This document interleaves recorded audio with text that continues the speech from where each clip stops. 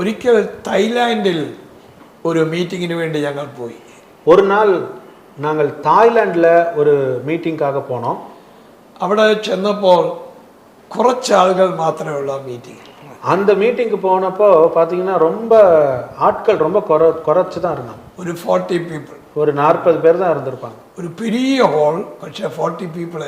அது ஒரு பெரிய ஹாலு, ஆனால் ரொம்ப சொற்பமான ஆட்களே இருந்தாங்க. ആ മീറ്റിങ്ങിന് ചെന്നപ്പോൾ എനിക്ക് വലിയ വിഷമം തോന്നി.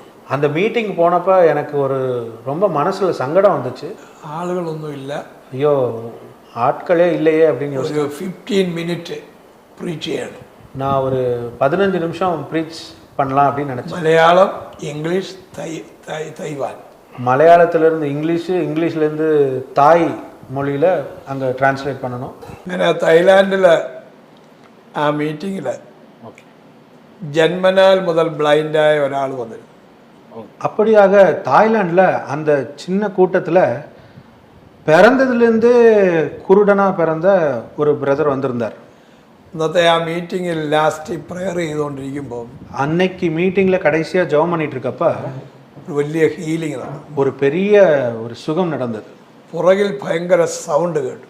பின்னாடி இருந்து ஒரு பெரிய சவுண்ட் வந்துச்சு. ആളുകളെല്ലാം അങ്ങോട്ട് ഓടിപ്പോയി. ஆளெல்லாம் எல்லாரும் பின்னாடி போனாங்க. அந்த மனுஷന്റെ ബ്ലൈൻഡ് മെന്റെ കണ്ണു തുറന്നു. அந்த பிறவியிலே குருடனா வந்த அந்த மனிதனுடைய கண்கள் திறக்கப்பட்டது.